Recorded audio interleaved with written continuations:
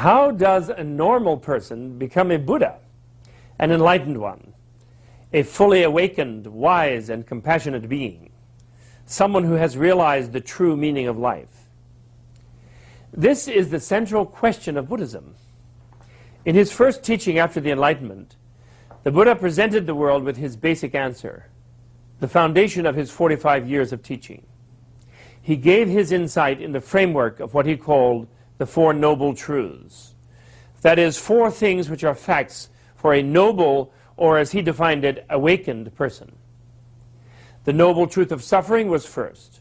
The noble truth of the origin of suffering came next. Third and most important, the noble truth of the cessation of suffering.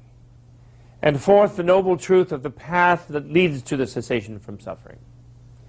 In July of 1996, His Holiness the 14th Dalai Lama of Tibet gave 2 days of teachings on the Four Noble Truths at the Barbican Hall in London. It was a historic occasion. The Dalai Lama was invited by 26 different groups who are part of the network of Buddhist organizations in the UK. They span practically the entire spectrum of Buddhist traditions in the world.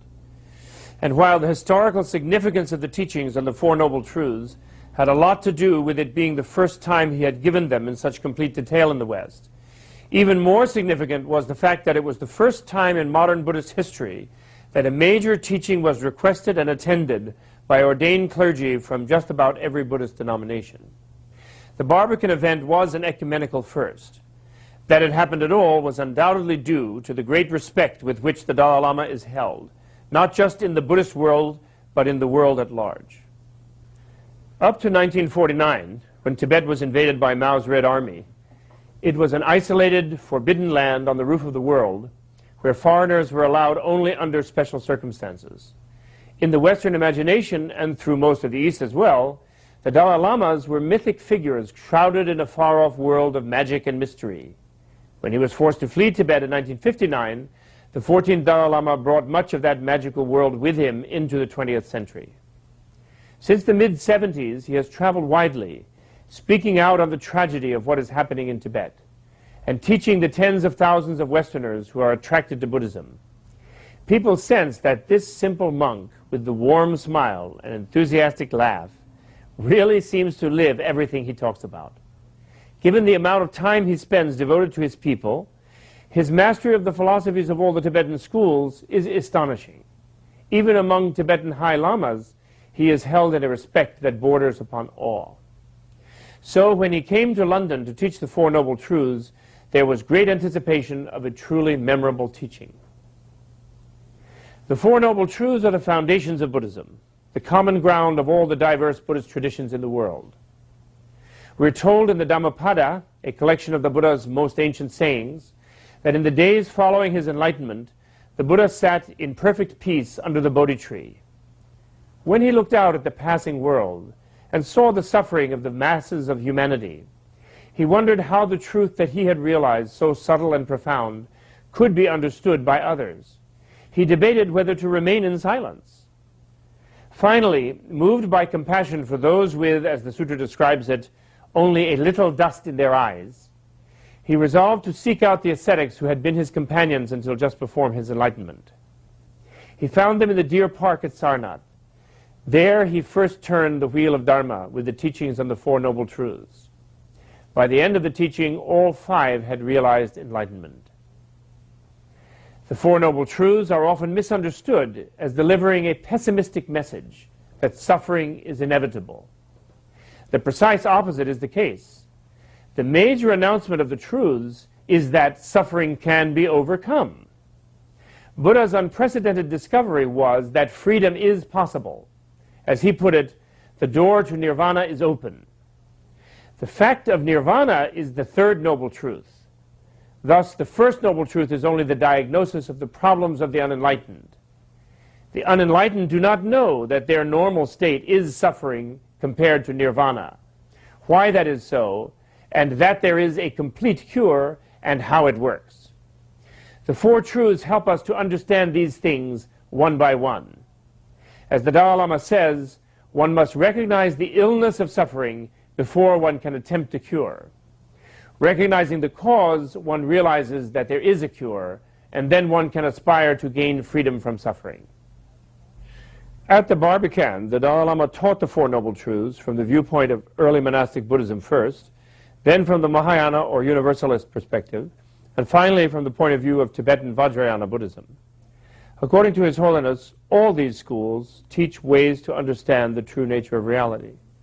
Of these, most agree that the Middle Path Consequence School, you'll hear it referred to by its Sanskrit name of Madhyamaka Prasangika, is the most advanced and scientifically precise. It was developed from the teachings of the 2nd century Indian Buddhist sage Nagarjuna by his most influential follower, the 7th century sage Chandrakirti.